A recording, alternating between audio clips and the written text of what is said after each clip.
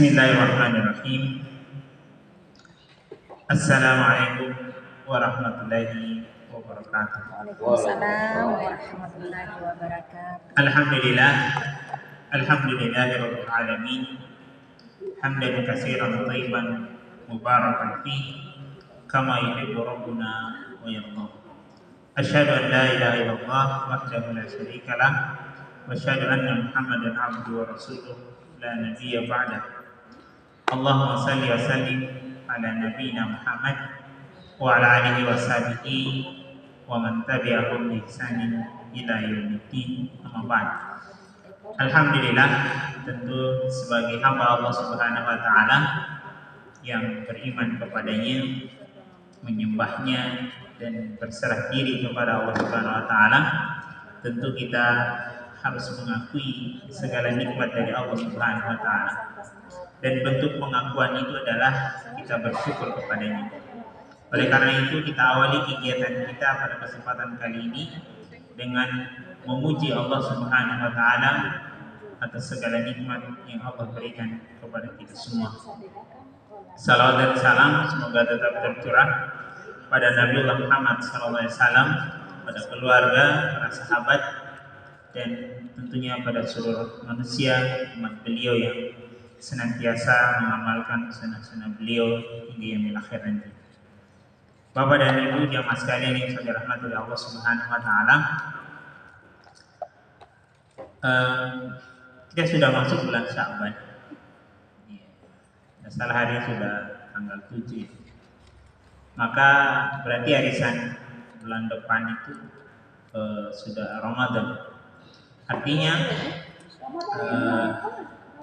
kita berada di bulan Sya'ban, maka ini adalah momentum bagi kita untuk mempersiapkan diri menyongsong datangnya Ramadan.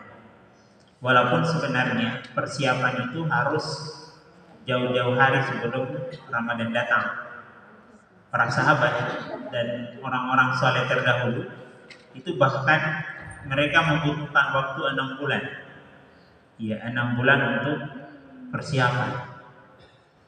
Nah, Bapak Ibu jamaah sekalian, terkait dengan hal ini, insya Allah kami akan menyampaikan materi tentang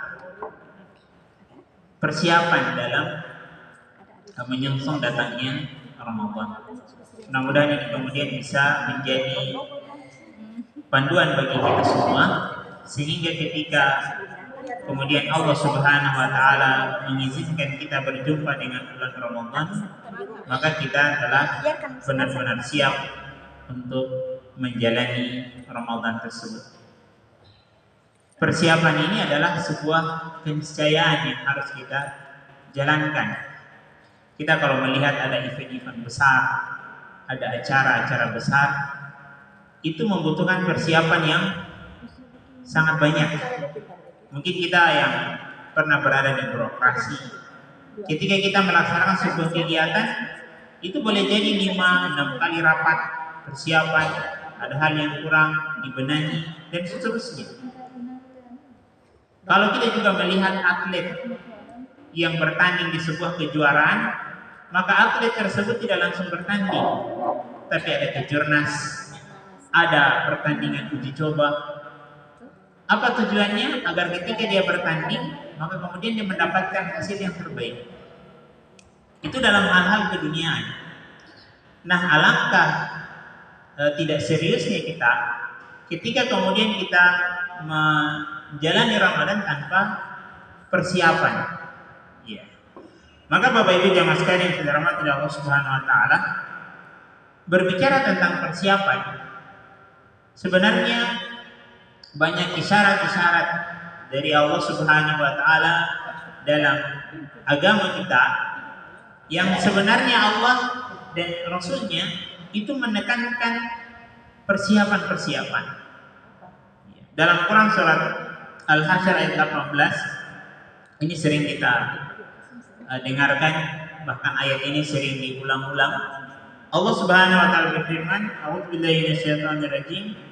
Ya ayyuhalladzina amanu taqullaha wal tanzur nafsum ma qaddamat lighad."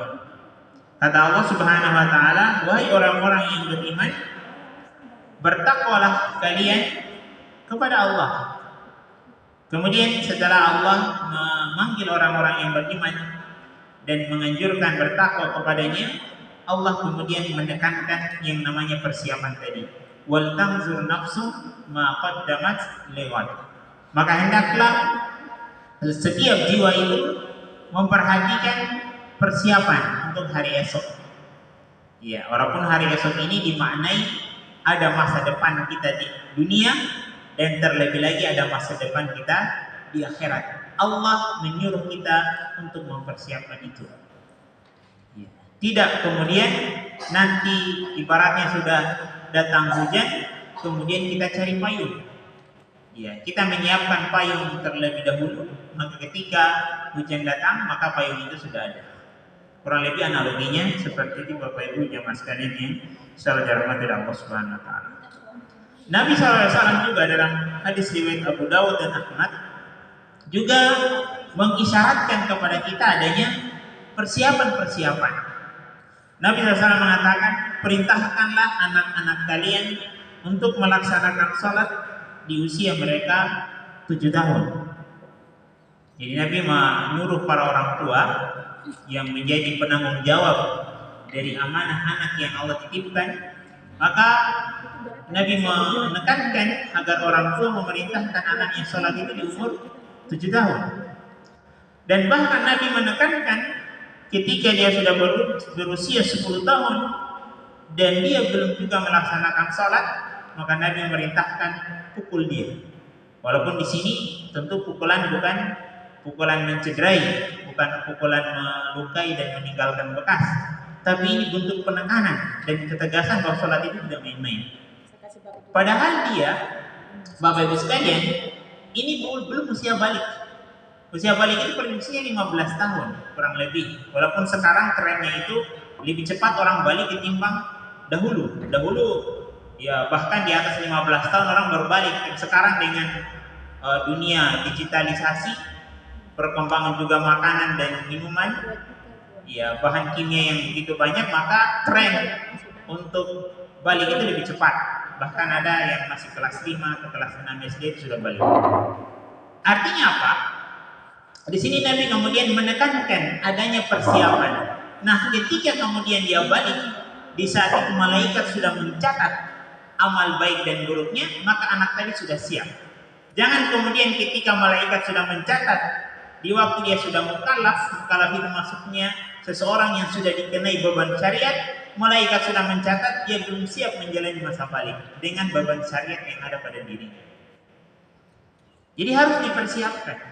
Ini Bapak Ibu jamaah sekalian yang dirahmati Allah Subhanahu wa taala, beberapa isyarat dari Allah dan Rasul-Nya yang menekankan kita adanya persiapan-persiapan. Kemudian juga ketika kita melihat dan membaca sejarah para nabi dan rasul yang diutus oleh Allah Subhanahu wa taala di setiap umat, mereka adalah orang-orang terbaik di umat itu.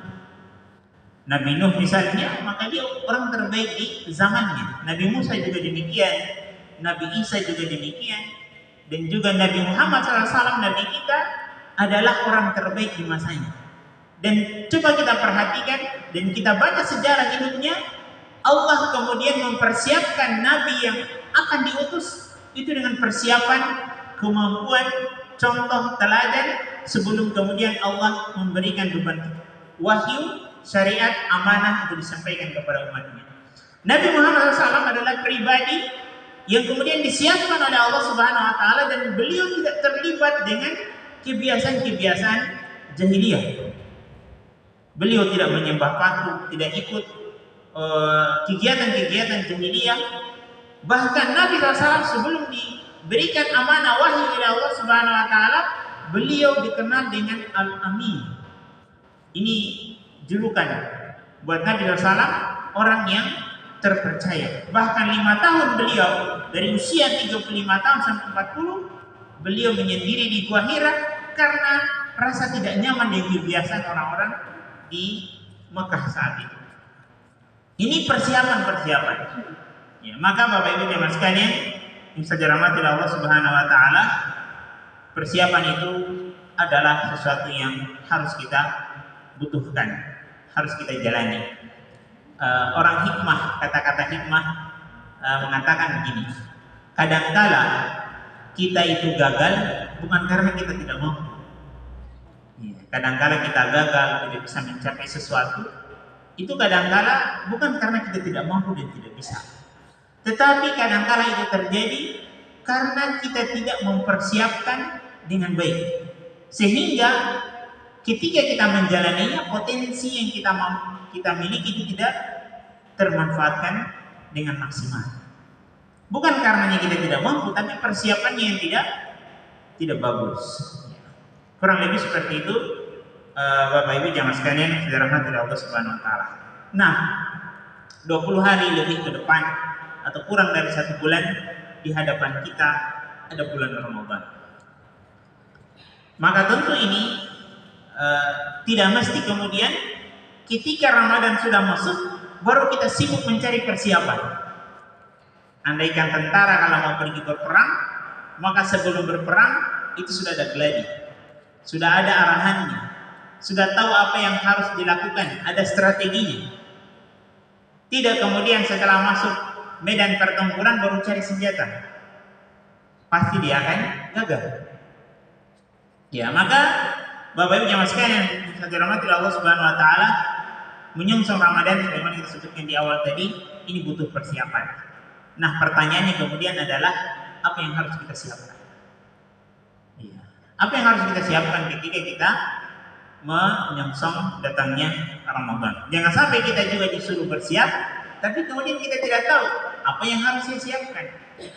Nah, ini yang kemudian akan kita jelaskan hal-hal yang semestinya harus kita siapkan untuk suksesnya kita menjalani bulan Ramadan.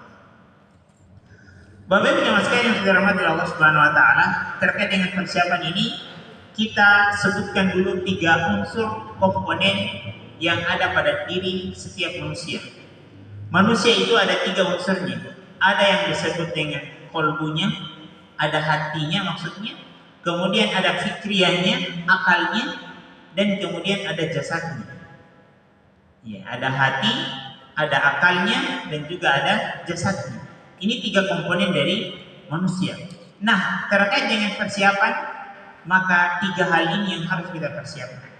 Kita menyiapkan hati kita, yang kedua kita menyiapkan akal kita, kemudian yang ketiga kita menyiapkan jasad kita. Sehingga kemudian ketika kita masuk di bulan Ramadan, hati kita siap, wawasan kita atau fikir kita juga sudah memadai, dan jasad kita juga pun sehat. Sehingga kemudian kita maksimal menjalani bulan Ramadan selama 1 bulan. Karena Ramadan ini bukan 1-2 hari. Iya, Ramadan ini 1 bulan, 29 atau 30 hari. Dan ini masa panjang yang harus dipersiapkan. Karena dia bukan waktu yang singkat, tapi waktu yang panjang, maka persiapannya juga harus panjang. Kita sudah sebutkan tadi di awal, para sahabat, orang-orang saleh terdahulu, bahkan mereka membutuhkan waktu 6 bulan sebelum datangnya Ramadan untuk mempersiapkan diri mereka. Itu para sahabat. Ya, kalau sahabat saja butuh 6 bulan, berarti kita butuh lebih dari 6 bulan sejatinya. Baik. Yang pertama yang kita akan sebutkan adalah persiapan hati. Bagaimana kemudian kita harus menyiapkan hati kita dalam menjalani Ramadan. Hati ini harus siap. Kalau kemudian hati kita, Bapak Ibu jamaah sekalian, tidak siap menjalani Ramadan, maka kemudian kita akan terbebani dengan bulan Ramadan. Tidak sedikit kemudian orang yang merasa terbebani dengan datangnya Ramadan. Banyak kemudian kita mendengarkan komentar-komentar, kita harus begini, tidak boleh begitu, terikatlah dan lain sebagainya, sehingga ketika Idul Fitri seakan dia baru keluar dari penjara, bebas. Kenapa? Karena dia terbebani dengan rutinitas Ramadan. Penyebabnya adalah hatinya tidak siap. Ya, hatinya tidak siap menjalani Ramadan. Maka penting kemudian ada pengkondisian hati, Bapak Ibu jamaah sekalian. Maka dari itu, kalau kita membaca syariat, setiap amal ibadah rukun pertamanya itu adalah niat. Misalnya sholat, puasa, dan ibadah-ibadah yang lain itu ada niatnya. Kenapa? Karena niat itu yang kemudian mengkondisikan hati kita. Kalau kemudian niatnya sudah salah, ya, maka amal itu tidak akan diterima oleh Allah Subhanahu wa taala. Nah, untuk menjelaskan lebih jauh terkait dengan persiapan hati menyongsong atau menjalani bulan Ramadan, sebenarnya sudah ada isyarat dari Allah Subhanahu wa taala. Ketika Allah menyebutkan ayat yang mewajibkan tentang puasa, Allah itu sebenarnya sudah mengkondisikan hati kita.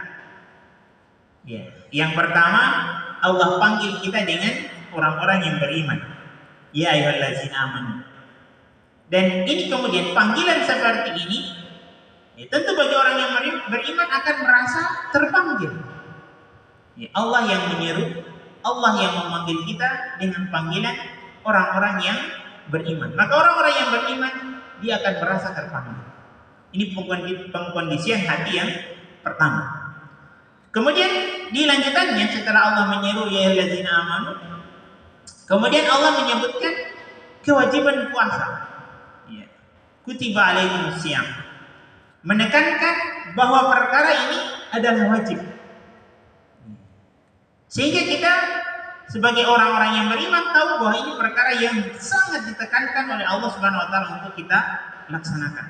Nah, setelah itu pengkondisian yang ketiga adalah Allah kemudian menyebutkan bahwa ternyata beban wajibnya puasa ini juga sudah diterima terlebih dahulu sebelum orang-orang yang sekarang. Kama kutiba alal ladzina min qablikum. Artinya apa? Ibadah yang kemudian Allah syariatkan ini itu sudah dialami juga oleh orang-orang sebelum kita. Kan sebenarnya Allah tidak perlu menyebutkan orang-orang terdahulu, cukup disebutkan saja puasa itu wajib, kamu laksanakan. Tapi Allah kemudian menyebutkan ibadah puasa ini sudah diwajibkan juga kepada orang-orang atau umat sebelum kalian. Sekilas kita mungkin berpikir ini biasa saja. Tapi ini kalau kita gali lebih dalam, maka ini terkait dengan pengkondisian hati. Agar kemudian rasa lelah, rasa lapar, rasa haus yang kita rasakan selama 1 bulan ketika menjalani Ramadan, maka itu sudah terkondisikan hati kita bahwa yang berlapar, yang berhaus-haus di siang hari bulan Ramadan kita rasakan sulit. Ternyata pendahulu kita, orang-orang beriman terdahulu sudah merasakan itu. Kalau di tentara orang bilang ada jiwa korsa, merasakan, sama-sama merasakan, sama-sama hamba Allah Subhanahu wa taala yang beriman kepadanya. Maka ini cara Allah kemudian mengkondisikan hati kita. Setelah itu Allah menutup dengan menyebutkan tujuannya, la'allakum tattaqun. Ya, agar dengan proses yang dijalani itu kalian akan menjadi orang-orang yang bertakwa. Nah, ketika kemudian Allah tutup ayatnya dengan menyebutkan tujuan dari puasa itu bertakwa, maka hati kita lagi-lagi akan terkondisikan bahwa Allah menginginkan dengan ibadah puasa yang kita jalankan agar kita benar-benar menjadi hambanya yang bertakwa. Yang takwa itu di banyak ayat disebutkan menjadi password seseorang untuk masuk ke surganya Allah Subhanahu wa taala. Nah, ketika kemudian ini sudah kita pahami dengan baik, maka hati kita akan terkondisikan dan pada akhirnya terbangun sebuah kesadaran bahwa Ramadan adalah kebutuhan kita. Kalau kita kemudian sudah menyadari hal itu, maka berarti hati kita sudah terkondisikan dan insya Allah hati kita akan sudah siap menjalani Ramadan. Bapak Ibu jamaah sekalian yang dirahmati Allah Subhanahu wa taala, kenapa kemudian kita awali dengan hati? Karena hati ini, kata Nabi SAW, itu adalah raja dalam badan kita. Dalam hadis riwayat Bukhari dan Muslim, kata Nabi SAW, ala wa inna fil jasadi mudghah. Ketahuilah bahwa di dalam tubuh manusia itu ada segumpal daging. Idza saluhat saluhal jasadu kullu. Ketika daging itu baik, maka baiklah seluruh dari badan itu. Wa idza fasadat fasadal jasadu kullu. Ketika dia rusak, maka rusaklah seluruhnya. Ala wa hiyal qalb. Dia adalah hati. Nah, ketika hati kita sudah siap, terkondisikan dengan baik, menyambut datangnya Ramadan, menjalani Ramadan, maka insya Allah akal badan itu juga akan kuat. Akan kuat. Kenapa? Karena hati yang kemudian sudah menjadi raja dalam badan kita, bosnya sudah kuat, sudah terkondisikan, maka prajuritnya pun akan ikut. Nah, maka ini penting kemudian persiapan menyongsong datangnya Ramadan adalah persiapan hati. Banyak orang kemudian mundur, semangat di awal Ramadan, mulai kendor di pertengahan, hilang di akhir karena hatinya tidak siap. Semangat di awal, hatinya tidak siap. Maka ini kemudian penting untuk kita menyiapkan hati kita saat menjalani Ramadan. Dari sekarang kita sudah bangun kesadaran itu bahwa Ramadan dengan segala aktivitas ibadah di dalamnya adalah merupakan kebutuhan kita. Kemudian yang kedua, Bapak Ibu jemaah sekalian yang dirahmati Allah Subhanahu wa taala, setelah kita menyiapkan hati kita, maka persiapan yang kedua adalah persiapan fikriyah atau persiapan akal. Kita sudah sebutkan tadi di awal bahwa manusia punya 3 potensi, dari hatinya, ruhiyahnya maksudnya, fikriyahnya, akalnya, dan juga ada jasadiahnya atau jasadnya, badannya. Nah, akal ini harus kita persiapkan juga. Ya. Dengan apa bentuk persiapan kita terkait dengan akal untuk menjalani bulan Ramadan? Tentu adalah dengan ilmu. Karena isi dari akal ini, dari otak kita adalah ilmu, wawasan. Maka ini kemudian kita sudah berada di bulan Sya'ban, ilmu-ilmu yang terkait dengan Ramadan harus kita sudah siapkan dari sekarang. Jangan sampai kemudian kita menjalani Ramadan, maka kita menjalaninya tanpa ilmu. Berat menjalani sesuatu tanpa ilmu, sangat berat. Maka kemudian Imam Bukhari rahimahullah ta'ala mengatakan, al-ilmu qabla al-qaul wal amal. Berilmu itu didahulukan sebelum perkataan dan perbuatan. Berat menjalani sebuah amalan kalau tidak dibangun di atas ilmu. Maka kita harus mempersiapkan diri kita, akal kita, wawasan kita terkait dengan bulan Ramadan. Benar memang di bulan Ramadan ada ceramah Ramadan, ada kuliah Ramadan di sebelum sholat tarawih, ada juga di subuh. Tapi itu sudah masuk Ramadan. Alangkah baiknya kalau kemudian persiapannya sudah dibangun jauh-jauh hari sebelum Ramadan datang, sehingga ketika Ramadan sudah datang, kita sudah siap, kita sudah tahu begini harus menjalani Ramadan. Iya. Saya mencatat di sini setidaknya ada 10 poin yang harus kita persiapkan terkait dengan wawasan di bulan Ramadan. Yang pertama adalah kita harus memahami tentang keutamaan bulan Ramadan. Harus sudah tertanam pada fikriyah kita, otak kita, bagaimana utamanya bulan Ramadan. Ini kita awali dengan keutamaan Ramadan. Kalau kemudian kita paham keutamaan sesuatu, maka kita akan termotivasi meraih sesuatu. Kata Ustaz Khalid Basalamah, beliau mengatakan begini dalam salah satu ceramahnya, kalau kalian ingin termotivasi menjalani sebuah amalan, misalnya ada satu amalan berat kita melaksanakan, susah sekali. Maka kata beliau, cari tahu apa keutamaan di amalan itu. Coba cari. Ketika engkau sudah dapat keutamaannya, maka pasti engkau termotivasi menjalani amalan itu, karena sudah tahu keutamaannya. Kurang lebih seperti itu pendekatannya. Kita tahu nilai-nilai keutamaan dari bulan Ramadan, maka kita akan menjalani Ramadan dengan motivasi yang tinggi. Maka ini harus ada pada pemikiran kita. Kemudian yang kedua, wawasan tentang puasa. Ini luas, terkait dengan syaratnya, rukunnya, hal-hal yang membatalkan puasa, sunnah-sunnahnya, cara mengqadha puasa, kemudian pahalanya, hikmahnya, banyak hal yang terkait dengan puasa yang harus kita ketahui, sehingga kemudian kita menjalani puasa dengan bimbingan ilmu. Ada juga ilmu tentang Al-Quran, bagaimana kemudian mengisi bulan Ramadan dengan Al-Quran, yang Ramadan juga dijuluki dengan Syahrul Quran, bulannya Al-Quran. Ada ilmu tentang fidyah. Bagaimana kemudian orang-orang yang tidak istilahnya dia wajib puasa tapi karena ada uzur, maka dia bisa ganti dengan fidyah. Itu juga harus kita ketahui, karena banyak juga kemudian orang dengan alasan ada uzurnya kemudian dia tidak puasa, padahal Allah Subhanahu wa taala memberi ruang fidyah. Ada juga ilmu tentang salat tarawih witir. Ini juga harus kita ilmui. Sehingga ketika kita menjalani tarawih dan witir, maka itu tidak sekadar kita hanya ikut-ikutan saja.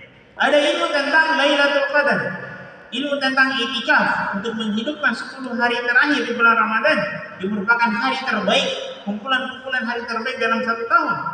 Ada juga ilmu tentang zakat fitrah, Idul Fitri dan puasa Syawal. Ini beberapa poin penting yang kemudian otak kita harus terisi dengan wawasan seperti ini. Sehingga kemudian ketika kita menjalani Ramadan, maka sudah terbentuk fikriyah kita untuk menjalani Ramadan itu dengan maksimal. Makanya Allah Subhanahu wa taala menekankan dalam Quran surat Muhammad ayat 19, Allah mengatakan fa'lam, ketahuilah. Ini perintah untuk sebelum menjalani sesuatu, Allah menekankan ketahuilah. Fa'lam annahu la ilaha illallah. Ketahuilah bahwa tidak ada Tuhan yang berhak disembah selain Allah. Penekanan fa'lam, anjuran untuk mengilmui. Kemudian juga Nabi SAW diperintahkan oleh Allah Subhanahu wa taala dalam Quran surat Tuhan ayat 114, wa qur rabbi zidni ilma. Wahai Tuhan, tambahkanlah ilmuku. Allah memerintahkan nabinya untuk minta tambah ilmu. Dan Nabi SAW juga dalam hadis riwayat Ibnu Majah mengatakan, talabul ilmi faridatun ala kulli muslim. Menuntut ilmu itu wajib bagi setiap muslim. Maka ini penekanan-penekanan bagaimana kemudian kita menjalani Ramadan dengan persiapan wawasan keilmuan terkait dengan bulan Ramadan yang poin-poin pentingnya kita sudah sebutkan tadi. Kemudian yang terakhir atau yang ketiga, persiapan yang harus kita jalani yang tidak kalah pentingnya juga adalah persiapan jasad atau badan. Kadangkala hati kita sudah siap, sudah terkondisikan dengan bulan Ramadan. Kita juga sudah belajar, sudah terbangun wawasan keilmuan terkait dengan bulan Ramadan. Ibarat tentara sudah siap tempur. Ternyata badan kita tidak maksimal. Dalam artian sakit-sakitan, banyak halangannya, sehingga baca Qur'annya tidak maksimal, puasanya tidak maksimal, malam harinya di bulan Ramadan tidak maksimal. Banyak hal kemudian tidak maksimal karena terkait dengan jasadnya. Maka ini juga penting untuk kita persiapkan dari saat ini, agar ketika kita menjalani Ramadan 1 bulan, ini 30 atau 29 hari, badan kita benar-benar siap tempur, fit, sehingga ibadah-ibadah yang kita jalani di bulan Ramadan, maka kemudian itu bisa maksimal kita jalani. Nah, terkait dengan hal ini, Bapak Ibu jamaah sekalian yang dirahmati Allah Subhanahu wa taala, kita akan menyebutkan mungkin cerita-cerita ringan terkait juga bagaimana sebenarnya cara Nabi dalam menjaga kesehatan beliau. Nabi itu dalam sejarah disebutkan 2 kali sakit. Iya, sakit, 1 kali sakit di awalnya, dan sakit yang terakhir itu sebelum wafatnya. Iya, kalau salah begitu dalam sejarah disebutkan itu Nabi hanya dalam hidupnya itu hanya 2 kali sakit. Iya, dan dalam Quran surat Al-Ahzab ayat 21 Allah mengatakan, laqad kana lakum fi rasulillahi uswatun hasanah. Telah ada pada diri Rasul itu contoh suri teladan yang baik. Ya, sudah ada contoh. Artinya apa? Terkait juga menyiapkan badan, kesehatan badan kita itu, sebenarnya Nabi sudah mencontohkan kepada kita bagaimana sebenarnya mengusahakan badan kita ini agar sehat. Benar, memang sakit adalah sunnatullah, takdir dari Allah Subhanahu wa taala. Tapi kewajiban dari kita sebagai hamba Allah adalah mengikhtiarkan kesehatan tadi, apalagi terkait dengan bulan Ramadan, kita benar-benar membutuhkan fit ya dari tubuh kita yang maksimal. Bapak Ibu jamaah sekalian yang dirahmati Allah Subhanahu wa taala, kita mulai yang pertama adalah bahwa Nabi SAW itu menganjurkan kepada kita beberapa olahraga. Ya, olahraga ini sebenarnya penting. Ya, sesibuk apapun kita, olahraga itu harus ada. Makanya Nabi SAW mengatakan al-mu'minul qawiyyun khairun wa habbu ila Allah minal mu'minid dhaif. Bahwa mukmin yang kuat lebih dicintai oleh Allah dari mukmin yang lemah. Kuat apanya? Kuat semuanya. Dari hatinya, kuat akalnya, dan kuat fisiknya. Ini lebih dicintai oleh Allah dari mukmin yang lemah. Maka Nabi SAW dalam sejarah itu disebutkan beberapa olahraga yang beliau bahkan anjurkan dan contohkan. Yang pertama, jalan dan lari.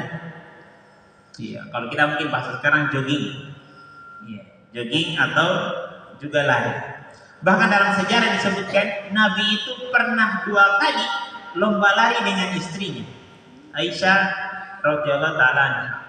Iya, dalam sejarah disebutkan begitu. Kali pertama Nabi itu menang ketika lomba lari dengan Aisyah. Kali kedua Nabi yang kalah.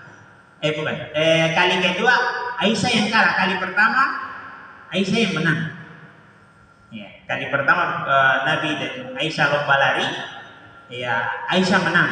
Tapi kali keduanya, ya Nabi yang menang. Kemudian juga dalam anjuran sa'i, tawaf, itu kita lari-lari. Supaya salah satu hikmahnya agar muslim itu tidak dipandang lemah. Ya, lari-lari kecil. Ketika tawaf juga itu dianjurkan untuk lari-lari. Ya, ada jalan-jalan cepat sedikit.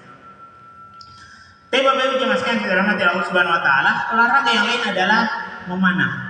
Memanah ini konsentrasi, fokus, ketajaman, ya, pandangan, jeli dan seterusnya. Kemudian juga ada olahraga berkuda.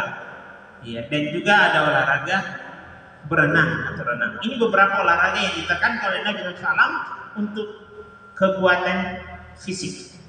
Ya. Kemudian Bapak Ibu jemaah sekalian dirahmati Allah Subhanahu wa taala, kita sebutkan beberapa hal yang dilakukan oleh Nabi SAW dalam menjaga kesehatan beliau. Nabi SAW itu beliau makan dalam pengaturan pola makan beliau, bahwa Nabi SAW itu ada 3 buah yang beliau sukai. Walaupun juga ada buah-buah yang lain, tapi 3 yang menjadi favorit dari Nabi SAW. Yang pertama buah semangka, yang kedua mentimun, dan yang ketiga labu. Iya, 3 buah ini kombinasi.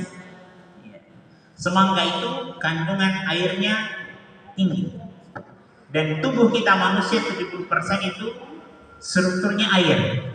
Maka semangka ini kandungan airnya tinggi.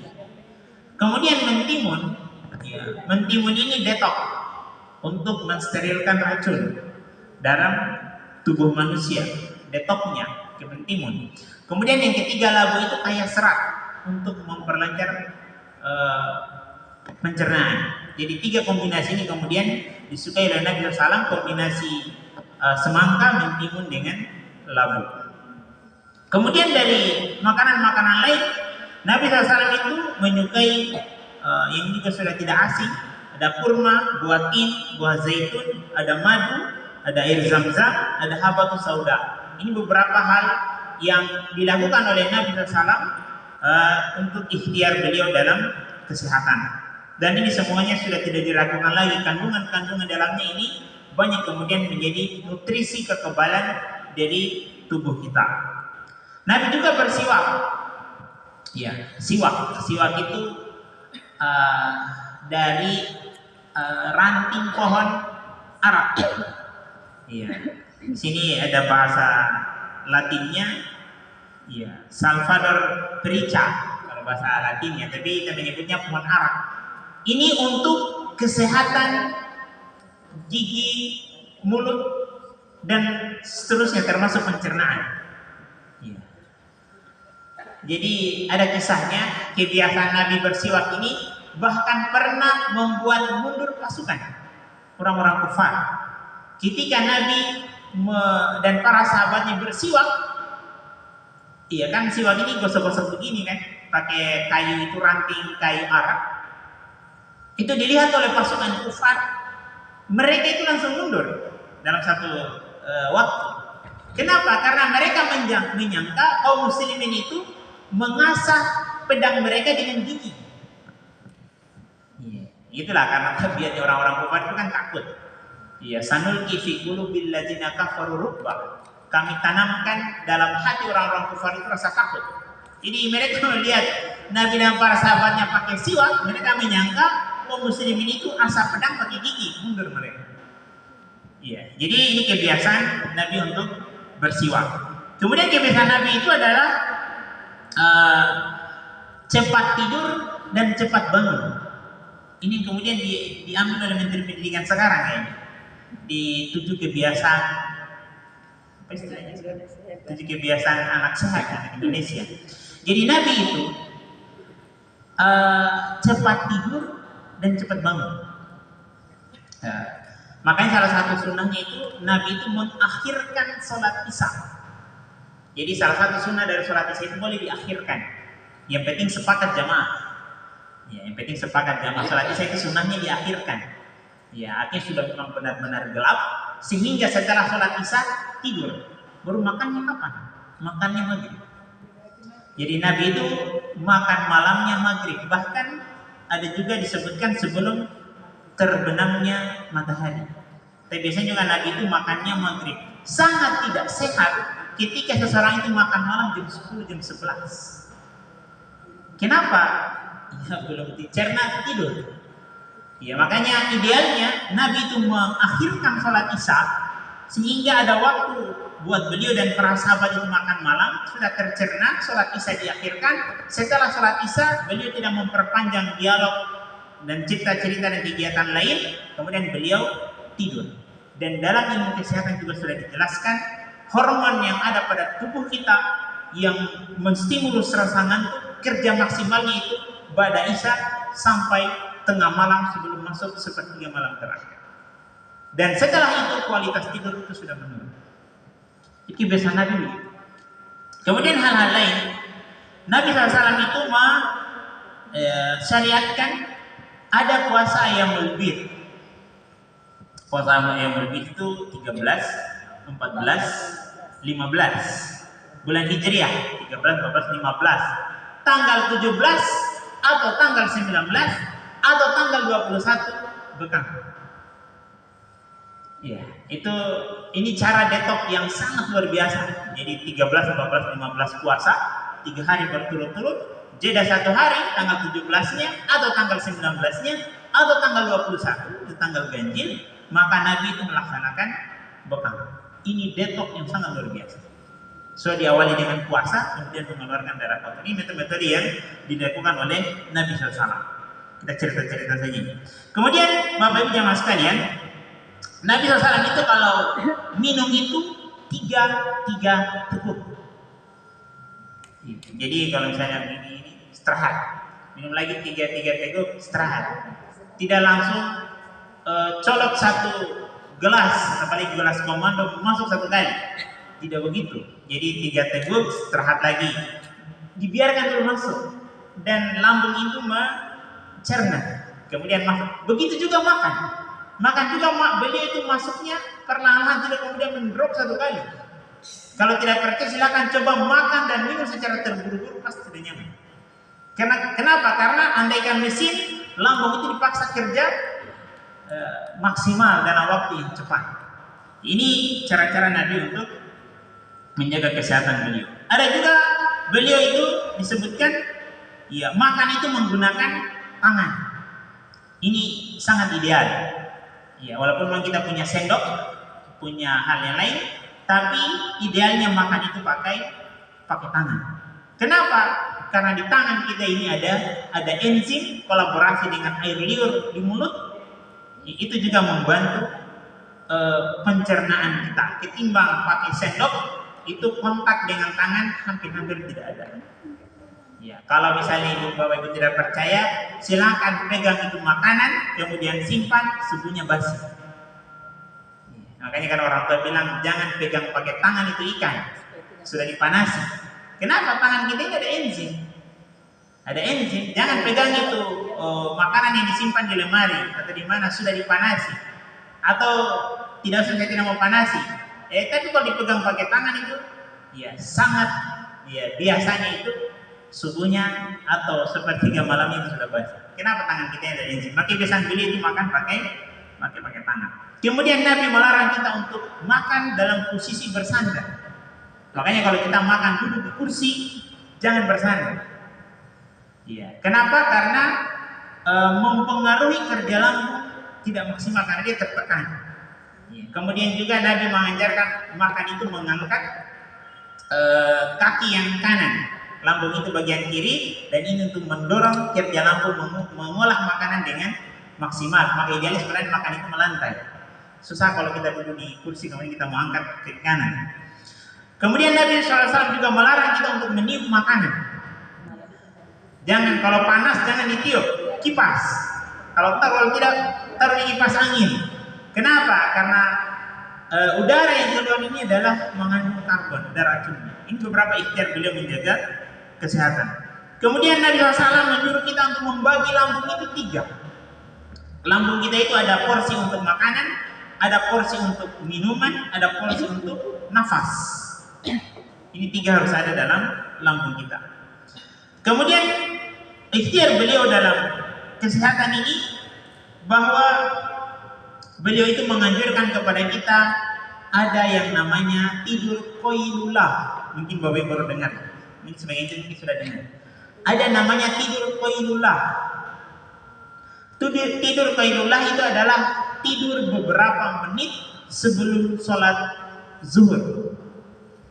Kurang lebih jam 11 atau setengah 12. Kalau misalnya sholat zuhur jam 12 jam 15, tidurnya itu beberapa menit sebelum sholat zuhur.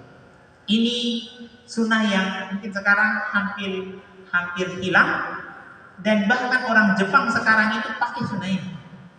Kalau kita search di Google, salah satu metode pendidikan di Jepang sekarang itu dia mendesain meja belajar anak didik di Jepang. Itu ada meja belajarnya lengkap dengan meja makannya, tinggal main tarik, dan ketika ditarik ke belakang lengkap dengan tempat tidurnya. Kenapa? Karena mereka paham ini. Walaupun mereka tidak olah hadisnya, tapi mereka buat risetnya. Ya, tidur sebelum waktu pertengahan matahari itu kualitas tidur yang sangat bagus, dan itu merefresh tubuh sangat maksimal. Ya, memang agak bagus juga kalau pada zuhur, tapi yang paling bagus itu sebelum zuhur. Ini sunnah-sunnah yang diajarkan oleh Nabi SAW.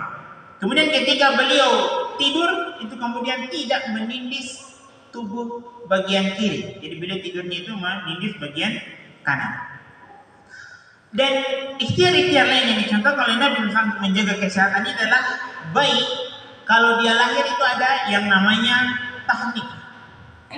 Ya, pernah dengar bahwa tahnik? Tahnik itu maksudnya bayi yang baru lahir, ini metode imunisasi kekebalan tubuh yang maksimal yang dicontohkan oleh Nabi SAW. Jadi tahnik itu beliau mencontohkan bayi yang lahir sebelum dia makan yang lain, maka beliau mengunyahkan kurma ya sampai lumat bersama dengan air liur. Setelah itu diisapkan kepada bayi atau ditempelkan ke langit-langit si bayi. Ini metode imunisasi yang sangat luar biasa dan ini sudah diuji dalam kesehatan. Jadi si ayah dari bayi itu melumatkan kurma sehingga kemudian tercampur dengan air liur si ayah, ditempelkan di langit-langit si bayi yang baru lahir tadi. Tapi ini harus hati-hati ya, sampai juga tertelan sehingga terisap oleh bayi. Ini metode imunisasi. Kemudian setelah itu disusul dengan ASI. Ini luar biasa. Ini bagaimana kemudian membentuk kekebalan tubuh dari bayi tersebut. Kemudian Nabi melarang alkohol, melarang darah, daging babi, kemudian bangkai dan makanan yang rusak. Yang ini semuanya menjadi ikhtiar kita semua untuk menjaga kesehatan. Banyak hal-hal lain yang mungkin belum tersebutkan terkait dengan ikhtiar Nabi dalam menjaga kesehatan beliau. Tadi kita tersebutkan bahwa Nabi itu dalam hidupnya hanya 2 kali sakit. Sakit yang kedua itu adalah sakit beliau menyongsong ajalnya. Saya kira ini Bapak Ibu sekalian yang sangat dirahmati oleh Allah Subhanahu wa taala, beberapa hal yang bisa kita sebutkan terkait dengan persiapan menyongsong datangnya Ramadan. Ada persiapan hati, persiapan akal, dan persiapan jasad kita, sehingga kita berharap dan juga berdoa kepada Allah Subhanahu wa taala semoga ketika kita diizinkan oleh Allah Subhanahu wa taala untuk berjumpa dengan bulan Ramadan, hati kita siap, wawasan kita sudah terisi dengan amalia-amalia di bulan Ramadan, kemudian juga jasad kita sehat, maka insya Allah kita akan maksimal menjalani bulan Ramadan dari hari pertama sampai hari terakhir. Nah, ketika kita meninggalkan bulan Ramadan, berhari raya di satu Syawal Idul Fitri, maka kita benar-benar mendapatkan piala ketakwaan yang dijanjikan oleh Allah Subhanahu wa taala. Hadanallahu wa iyyakum ajma'in. Subhanakallahumma wa bihamdik asyhadu an la ilaha illa anta astaghfiruka wa atubu ilaik. Wa akhiru da'wana alhamdulillahi alamin. Wassalamualaikum warahmatullahi wabarakatuh.